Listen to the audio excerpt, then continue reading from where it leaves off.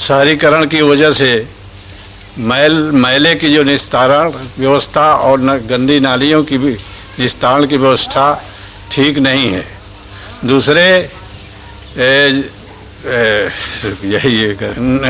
Sewer और गंदी नालियों का निस्तारण शहरीकरण का जो किया जा रहा है, इसको इस पानी को इकट्ठा करके इसकी बीओडी टेस्ट करा के एग्रीकल्चर के लिए अगर इस्तेमाल किया जाए तो ये समस्या शहर से ठीक हो सकती है। दूसरे परिवहन की वजह से शहर में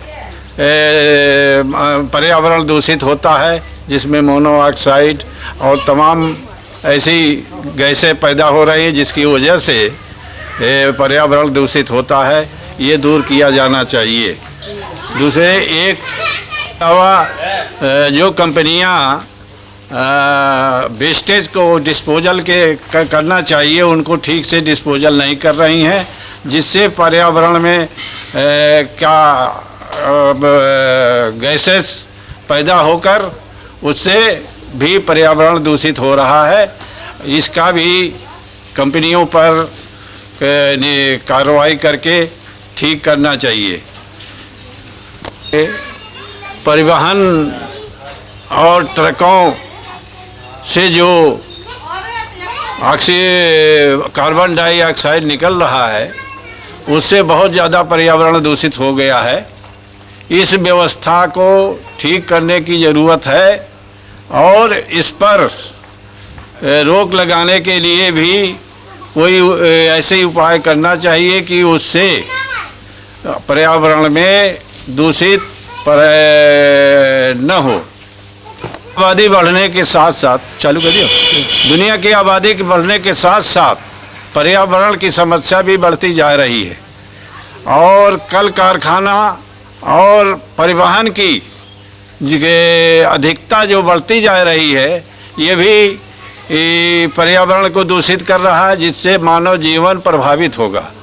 तो पूरे देश ही नहीं, पूरे दुनिया को इस मामले में सतर्क हो जाना चाहिए। इससे जो वार्मिंग की स्थिति पैदा हो रही है, इससे और खराबियां आगे चल के पैदा होंगी, जिसके वजह से उत्तरी ध्रुव और दक्षिणी ध्रुव पर जो बर्फ जमी है वो पिघलेगी और इससे आंशिक रूप से हिम प्रलय की संभावना बढ़ जाएगी। पहले कंपोस्ट खादों का इस्तेमाल होता था, इस समय पूरे देश में केमिकल खादों का इस्तेमाल हो रहा है, जिसकी वजह से उपज में भी प्रभाव पड़ रहा है। दूसरे जो फूस पत्ती कंपोस्ट और गोबर का इस्तेमाल होता था, वो न होने की वजह से पर्यावरण दूषित हो रहा है। हमने पहाड़ों पर देखा है कि पहाड़ पर जो पशु चरा करते हैं, उसका गोबर और अन्य पशुओं का जो रहता है, वो बहकर बरसात के दिनों में गंगा जैसी पवित्र नदी में मिल जाता है और वहाँ भी संक्रमण रोग फैलता है, जिसकी वजह से पर्यावरण पहाड़ों पर भी जोरों से दूषित हो रहा है। ये संभावना निरंतर बढ़ती जा रही है। पेड़ पौधों से जो फायदा इंसान को होना चाहिए, उसकी जगह से हानिकारक तत्व पानी में मिल रहे हैं, जिससे पानी के तत्व भी उससे प्रभावित होते हैं और इससे पर्यावरण भी दूषित होता है। क्षेत्र में पूरे दुनिया में, हमारे देश में तमाम सी संस्थाएं आगे बढ़ रही हैं, वो सराहना के पात्र हैं। जो लोग इस पर ध्यान केंद्रित किए हैं और अध्ययन कर रहे हैं इसके कारणों का और उसके निवारण का, तो इस तरीके से पर्यावरण पर अगर मानव जीवन को इस धरती पर कायम रखना है तो इस पर ध्यान देना बहुत आवश्यक हो गया है।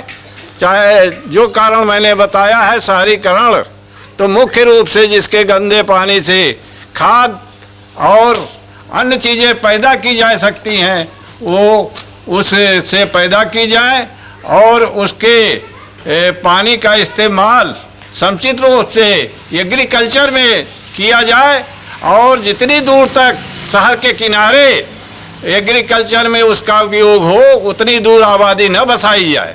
उसके आगे आबादी जरूरत हो तो बसाई जाए, अन्यथा शहरीकरण को तत्काल प्रभाव से रोक दिया जाना चाहिए।